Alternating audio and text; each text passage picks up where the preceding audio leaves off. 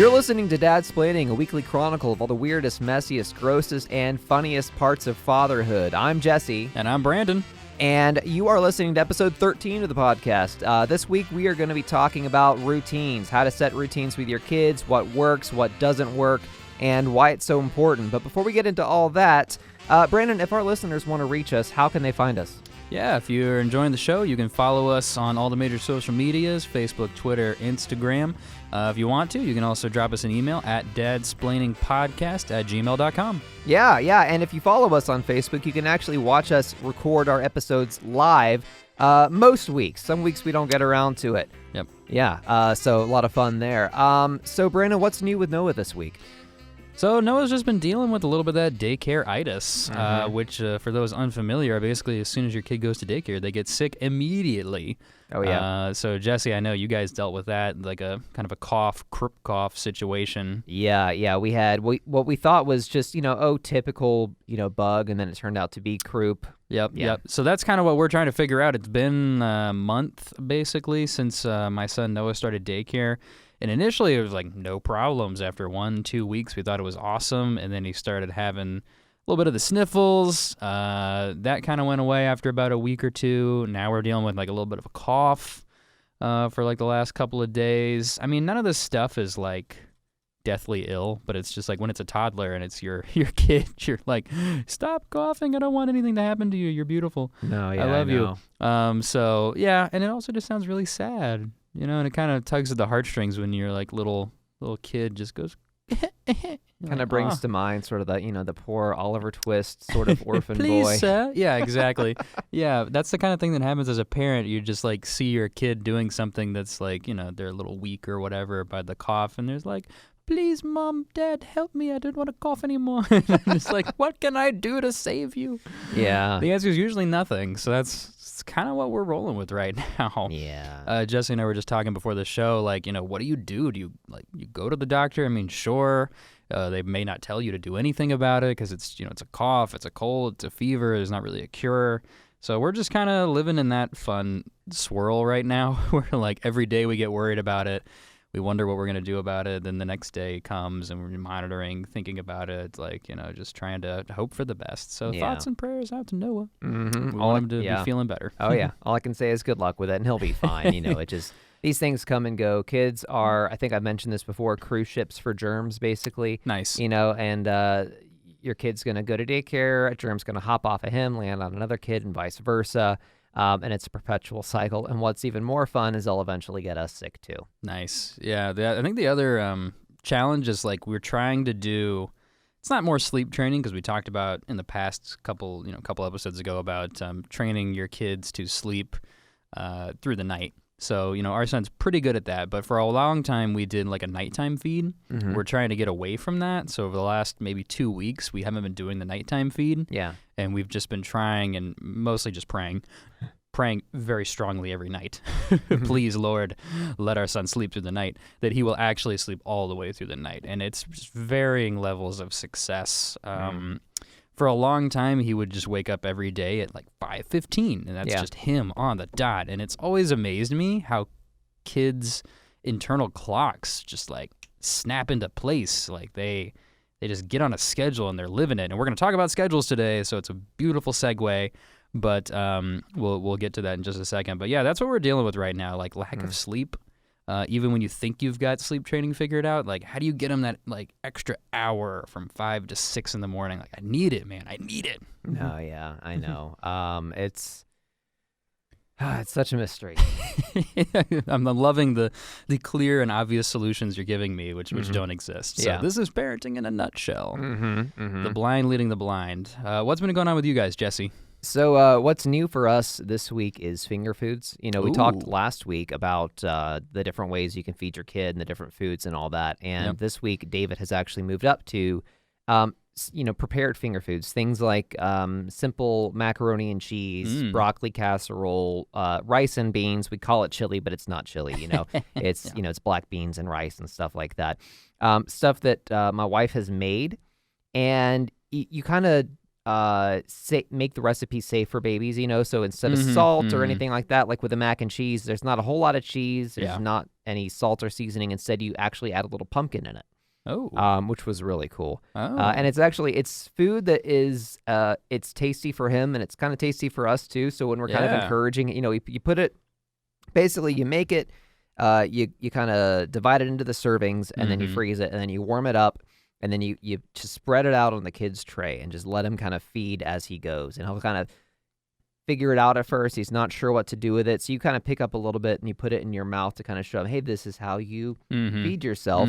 And then he kind of figures it out and eats it. And, the good thing is it's food that tastes pretty good. Yeah. So as you're taking bites, you kind of find that you're taking too many bites. And, but he's been taking to it really well, which is good.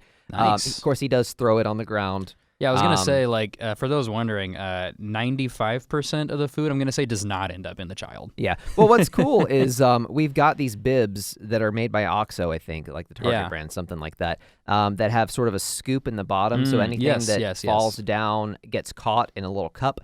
And I'd say about 50% of the mac and cheese winds up in there. But it's easy enough to kind of reach in, grab a handful, like put it back on the tray, and then kind of let him, and then he kind of whittles it down over time.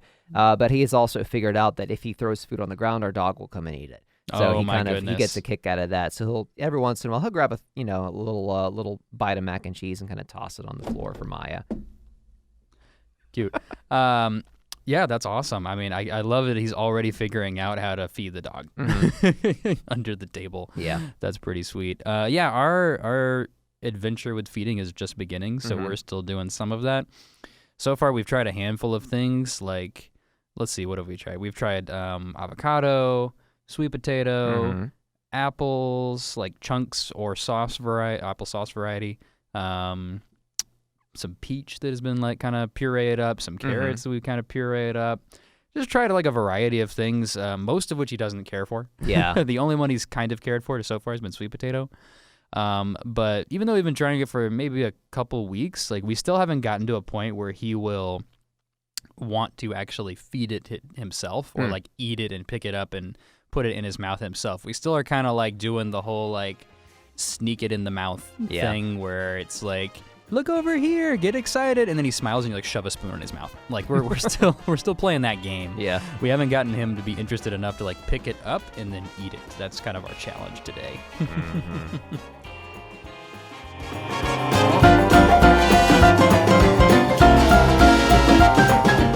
So this week we are going to be talking about setting schedules and routines with your kid. It's something that's super important once your kid hits about maybe the 6-month mark. 5 or 6 months is when they're able to kind of latch onto a routine and kind of get to sort of a regular, this is what we do every day, this time of day. Before that age, like, you can try all you want. It's not going to happen. They're going to sleep when they want to sleep, wake up when they want to wake up, poop when they want to poop. But, once you get to that 6-month mark, it's really important to kind of develop some regularity with them. And you find that it really gives you a break too. Mm-hmm. And yeah, I mean, you can start a little earlier. Like, I think different folks will tell you they start at different times. You definitely can't start, 1 month in maybe. Nah. But there's a certain point when their like development has reached a level where they can kind of actually understand and go along with a routine. And kind of what I was talking about earlier in the intro is like, it's actually really surprising how quickly they will snap to. Sure. Like, I want to say for us, we started maybe around the 4-month mark, because that's when we really hit the 4-month sleep regression, what they refer to, where they just basically stop sleeping for long periods of time at night and they just wake up a lot, make noises. They don't know how to get back to sleep because they haven't learned how to soothe or anything. So around the 4-month sleep regressions, when we were like, screw this, we got to do something to save our sanity and try to figure it out. So something that we used, which I think a lot of folks will probably be familiar with if you've done any research on the subject, or if you haven't, this is a good resource, is use what we call like the Moms on Call routine. And basically Moms on Call is like, I don't know what it started with, but there's a book about it, and it's all about routines, schedules, both sleeping, daytime, etc., that you can follow. And it's really neat because it will lay out for you based on the age, like different kind of schedules to aim for. So, for example, what to do at 4 months, Mm-hmm. and then when you get to 6 months, how to maybe alter it slightly. And the reason it changes is because, like, the older they get, the less naps they might take throughout the Sure. day, for example. So moving from, like, 3 naps to 2 naps to 1 nap during the day. But that was actually something that we picked up off the bat and started using the Moms on Call routine around that 4-month time frame, and it worked surprisingly well. Yeah. And just to give like a quick overview of what ended up happening for us with the schedule was basically the most important factor was setting a start and end point to the day. I would say that's probably the most important part is just having a beginning and end to every day and getting the kid on the routine. Because if you have a daytime routine, it's going to help flow into the nighttime routine. So if you want your kid to sleep through the night, you need to have a daytime routine that they can follow so they know when bedtime is, when they should be asleep, etc. So we started our day at 7 in the morning every morning, so we would have to do the work to set our alarms to wake up and wake up our son in case he wasn't already awake, just to make sure he knew this is wake up time. And then basically at that 4-month stage, we were doing a combination of like feeding every 3 hours still, and then napping like every hour and a half in between those feeds. So wake up at 7, you do a feed. By 8:30, you're taking your first nap. You wake up from your nap after about an hour, hour and a half. So at about 10:30, you're doing that next feed, and then you just kind of repeat that cycle.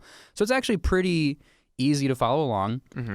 It's nice and structured. You know when you're feedings, you know when you're doing your naps, so that you can kind of look at the clock, and even if your child isn't maybe showing a sign of a nap, you know when to kind of put them down.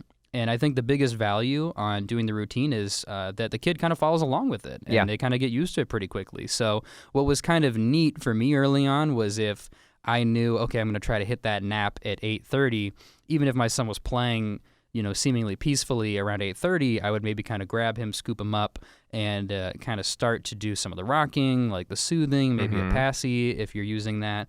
And kind of start to kind of quiet things down. And pretty quick he would be like, oh yeah, you're right, I am tired. I want that nap now. And it was like a nice smooth transition into sleep time.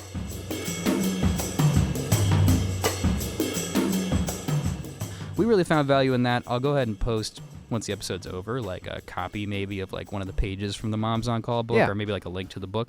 It's really valuable. So that's what's been working for us. What did you guys try out, Jesse? So what kind of happened first was the bedtime for us. And for the first few months, it was really erratic, but he was kind of a night owl.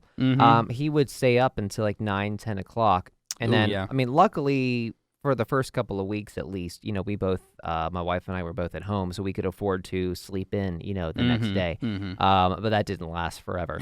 No. So eventually we were able to kind of bring him kind of gradually down to here, 9 o'clock, 8 o'clock, 7:30 finally is kind of what we settled on for his bedtime. Between 7:30 and 8 o'clock really kind of depends. And that didn't take too much convincing from him, once we got him into his crib, for instance, around the 6-month mark. All it took was taking him in there, doing a little rocking, a little singing, something like that, and then laying him down, and he would fall asleep.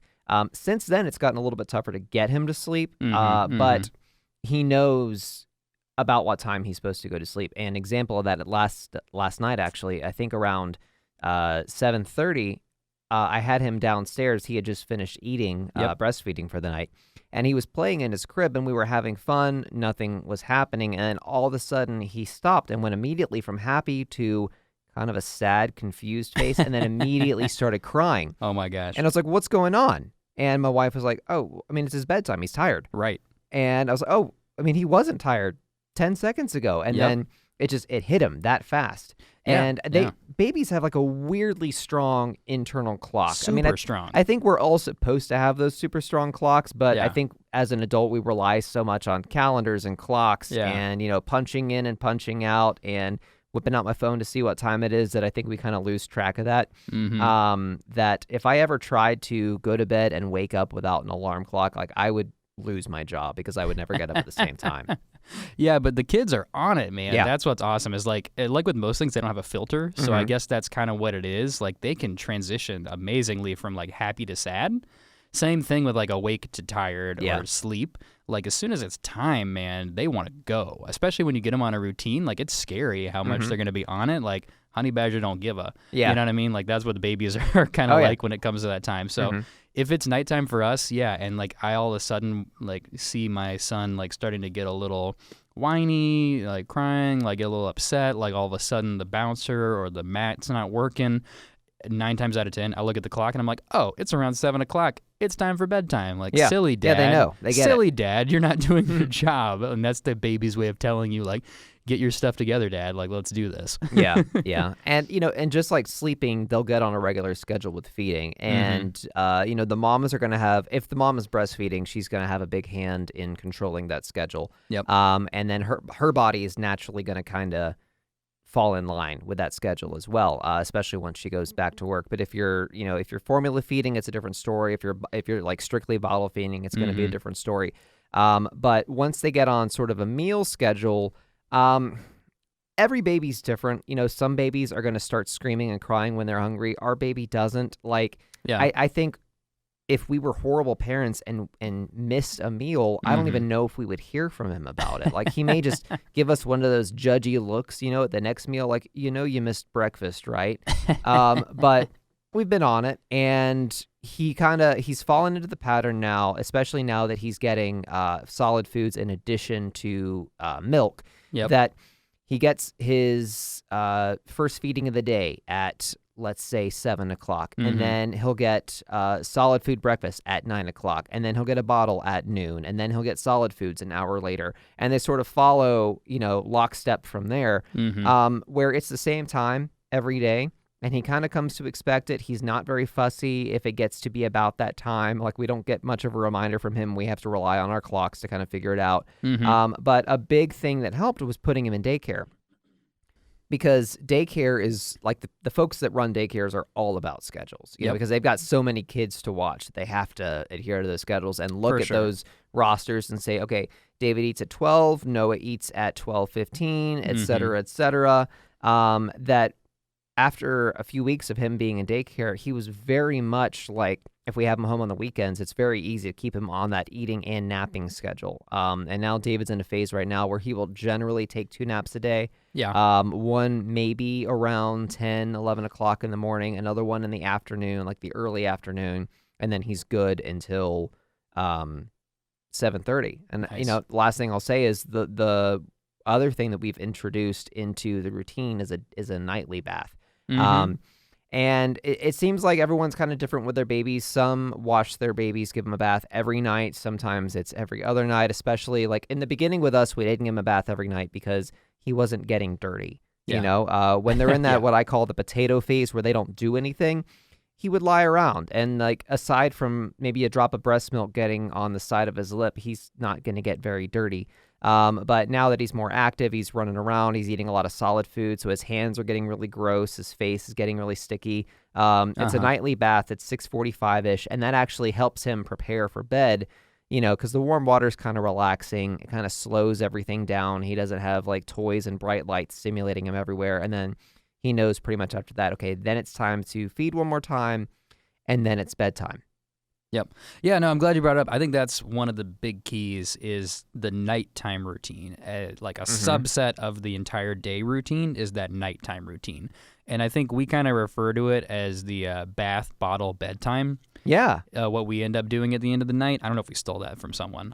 We probably did. It's kind of cool, though. It's got brilliant, a good ring but to it's it. kind of cool, right? Like Go ahead and trademark it. The 3 Bs. Yeah, exactly. So, So if you want to have your sleep time be 7:30, for example, then you need to be thinking, okay, 7 o'clock, that's when you got to hit that bath time so that you can start that process. Then when you're done with that, you're doing the bottle or the breastfeeding or whatever you're doing at the time. And then by the time you're done with that, it's 7:30, boom, you're on time. And I really agree with you that the kids really pick up on this because once you start that bath, it cues them into, okay, this is my routine. I'm starting my nighttime routine. I know I'm like winding it down, and they tend to go along with it, I think, at least from our experience. So The beauty of the daytime routine is that it is really a cycle. It goes really nicely with you setting up a nighttime routine, which then feeds back into your day routine, which feeds into your feeding schedule, blah, blah, blah. So it's cyclical. It kind of all works together. So if you're wondering about should you do it, or if you want to solve if you want to do sleep training, it's a great time to go ahead and pick up a daytime schedule at the same time so that you can kind of have them all feed together. And then one thing I want to talk about with the schedules is like we're talking about a routine, which, I mentioned like every hour and a half something's kind of happening. That can sound daunting, especially if you're not a stay-at-home parent. They go to daycare, it's a black hole. Do they follow it? I don't know. From my experience, and Jesse, tell me if you've had something similar, like flexibility can be easily built in. Yeah. Like you can totally change it around. You can mix up the times. You don't have to be perfectly on the dot. From my experience, the thing that matters the most, and I think in like Moms on Call, they do a good job of saying like, I think they call it something like crazy day times, which basically means that like if you're having a crazy day, all of this can be adjusted as long as you stick to a few key things. Sure. And usually it's beginning of day, waking up, end of day when you're going to bed, and maybe like the nighttime feed right before bed. So we've really found that even though we're talking about having a big routine, you can really flex it throughout the day. You don't have to be right on the dot, but generally speaking, as long as you're starting the day at a time, ending the day at a certain time, and giving them some kind of nighttime cue, your routine can be flexible. How's that been for you guys? I think that's totally true because, we are adults who live in the real world. There are going to be nights where, maybe dad has to go into work 2 hours early, or, mom's got an important conference call at work or a big meeting she's got to lead, and she doesn't get home from work until 7 o'clock.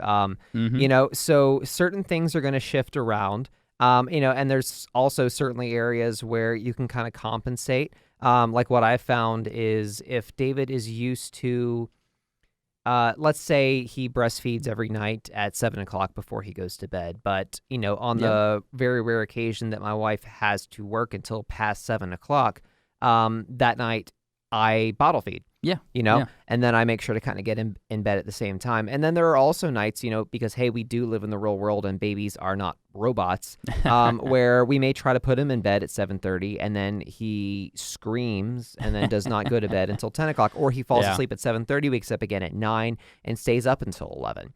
And what I've found is, like you said, flexibility, I think, is just really important. And then there are, like you said, certain things where, if that happens, and then maybe as a result, he doesn't quite wake up at the same time the next morning, but we try and keep it close. You kind of just adapt to it and kind of just go along with it. And luckily, we've been kind of both flexible with our jobs where I have the freedom where, if we don't get in until half an hour later, we leave half an hour later and then eventually kind of correct the course over time. Yeah, for sure. So I think that's something that's refreshing. Like, definitely check out resources like Moms on Call or what may work for you based on doing research, and get a routine.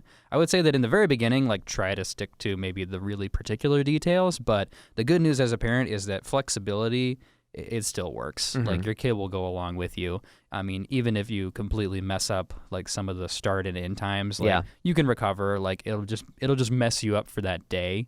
If you put your kid to bed at 8 or 10, like, of course you can do it, and then they may not sleep as well or as long as you would expect them to, because you've just kind of assumed that, like, okay, that day's a loss. Like, you knew that you had to go out and go to that birthday party, or you were traveling or visiting family or whatever it is, like, things happen.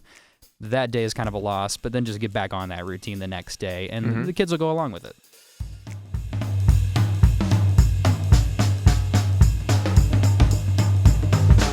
The thing is, it's not just that it's beneficial for the baby, it's beneficial for the parents too. To know that like clockwork, after you train them for a while, your kid will fall asleep by 8 o'clock, and then you've got, the rest of the night to kick back and relax as adults. Netflix and chill. Oh, yeah. And that's actually something that an article I wanted to bring up today is something that the Today Show posted to their website a couple of days ago from an author named Heather Miller. She's a mom. She says in her bio, she's an educator and a writer. she's come up with something that she calls primetime parenting. And the subtitle to her book is It's Primetime Parenting, like the 2-hour-a-day secret to great parenting. What she means by that is, we live in the modern 21st century world where oftentimes both parents work 9 to 5s. They don't get home until, maybe 5:30, 6:30 at night. Yep. And then especially as your kid gets older and homework becomes a part of their nightly routine, like you feel like you start to lose a lot of that quality time, and there's really not much time. So what often happens is either your kid stays up later so you have more time at home, or you're distracted by homework and work emails and all these different things, and you just feel like you're missing out. Yeah. And what she's advocating that you should do as parents is institute what she calls primetime parenting, which is, for her, she sets the hours from 6:30 to 8:30 at night. And as your kids get older, that might make more sense. For parents of babies like me and Brandon, it might make more sense to make it 5 to 7, 5:30 to 7:30. Yep. And what she says is it's very simple. It's just that is your time with your kid. Turn off your phone. Like, don't be checking Facebook. Don't be checking your texts or your emails. Like, just that's one-on-one, 2-on-1, with your co-parent, with the kid. And a lot of parents will look at that and say, well, that doesn't sound like very much time. I mean, I'm at work 8 hours. I'm in a car for an hour getting to work and back, and I only get 2 hours a day with my kid. That's crazy. That's nothing. That's not enough for me, Jesse. Right? But once you get in there with them and you put away the distractions and it's just that one-on-one time, it starts to feel a lot longer. And like, that's something that I can say I certainly don't do it perfectly. Like, I am, like so many adults, like I'm almost addicted to pulling out that phone and checking those notifications. Yeah. And that's something that I'm trying to wean myself off of. But when I get home from work, usually in the afternoons, I'll pick up my son because my wife will do the drop-offs in the morning. And then I have him from 4:30 to when he goes to bed at 7:30. So I've got like a really good 3 hours where a lot of the time I'm just playing with him in the playpen. We're giving him a bath or giving him some food, and feeding has become so much fun, especially now that he's more animated and he has fun with it and enjoys it. And then you put him to bed, and then once you have that consistent bedtime every night, the kid goes to sleep, and then it's adult time. Yeah. And like we said, it's time to relax. You've got it may be an hour, it may be 2 hours where it's just your time to maybe bond with your spouse because you don't see them that much during the day. Or you get some chores done that you have been meaning to get around to do, or you just go to bed. Like, one thing I found is that having my kid on a regular schedule has encouraged me to go to bed earlier. Yes, for sure.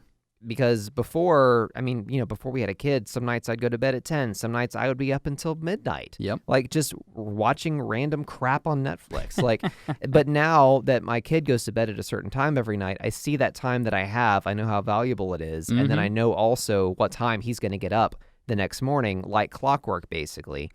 And it kind of introduces some regularity, which is really, really cool. Yes. No. So this is awesome find. I love. I'm all about this. I'm all here for this because I'm certainly even newer to this than you are, Jesse, being a couple months behind you guys.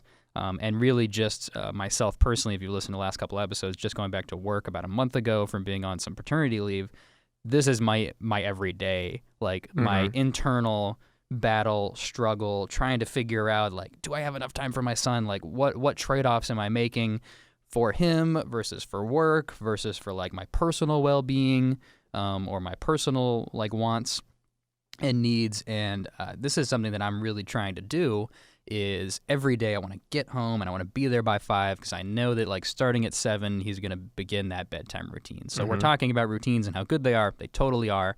But yeah, you need to be in that last wedge to get that time in if you work every day, which most of us do. Otherwise, you're going to miss everything. So yeah, that's like the internal struggle. And like, I don't like feeling like I'm not going to have enough time. And you're right. I do kind of guilt myself and feel like, oh, only 5 to 7, that's like nothing. Or if I have a night like tonight, not just recording the show, but like I have plans after this, I'm technically not going to see my son tonight. And like, that hurts. Yeah. Like, I don't like that. I don't like saying it. I don't like acknowledging that it's happening. But life happens, and you got to kind of feel the balance out a little bit. I try to tell myself, like, oh, it's just tonight. You know, last night I was with him.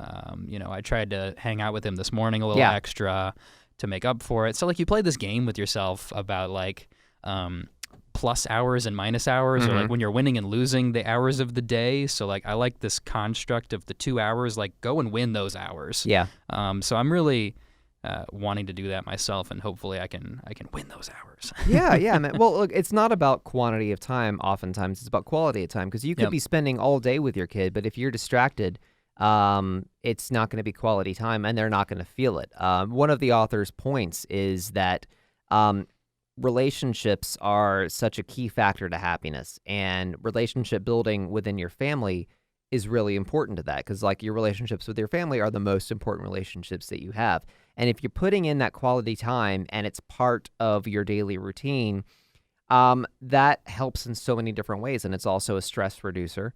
And then you've also got that adult time afterwards to talk to your spouse about how was your day, so that you've got a little stress relief there, kind of unburdening yourself. And then, of course, there's also an exception to every rule. Like you said, you know, tonight you've got to go off and do a work thing after this. So do I. And I was lucky enough to have a flexible work schedule today to where I could handle dropping off my son at daycare, which I usually don't do. And that gave me a little extra time with him. You know, you've got to make exceptions. You've got to be kind of easy on yourself. I've said this before, but parents are going to make mistakes. We're going to be burdened by restrictions. You know, there are going to be certain things that we just can't do, or that we do wrong, or that we don't do, forget to do, and you got to go easy on yourself, you know, because there is no such thing as a perfect parent. Like, you know, there is no Bob and June Cleaver, or, you know, whatever their names were from the old sitcoms. Yeah, no, I think you got it, maybe. I don't know. Anyway, let's not go down that rabbit hole. But anyway, yeah, all I'm saying is to put a pretty pink bow on the whole situation. Routines are important. Your kids will fall naturally into them, even if it takes a little time. And there are going to be imperfect nights and days where things don't go according to plan. But as long as you keep driving home that routine, you're going to do so much good for your kid, and you're really going to do so much good for yourself and your spouse. So just stick with it. All right, so that does it for today's episode. Hey, Brandon, what are we talking about next week? So next week, we're going to talk a little bit about the different kinds of fears and doubts you can have as a parent. So we'll touch on kind of the entire gamut from before you have the child to right after. What are those initial fears like in the first couple of days, weeks, and months? And then, you know, kind of along the way, what different kinds of thoughts have we had, and maybe help each other kind of talk through them. Great. Okay. So if our listeners want to get in touch with us, how can they find us? So you can follow us on all the major social media channels at Dadsplaining Podcast. If you want to go old school, you can drop us an email at dadsplainingpodcast@gmail.com, or you can now follow us on CastBox or TuneIn. All right. So until next time, I'm Jesse. And I'm Brandon. Hey, Brandon, did you hear that Lego discontinued their Orlando Bloom Lord of the Rings figurine? Oh, no, really? Yeah, it's a real Lego loss. Get it? Legolas? Oh my god. Because that's the name of the character from Lord of the Rings, but it's also a pun because of Lego? I'm getting it now. Oh my god. I'm sorry, guys. These aren't going to get any better. Oh boy. All right, see you next time.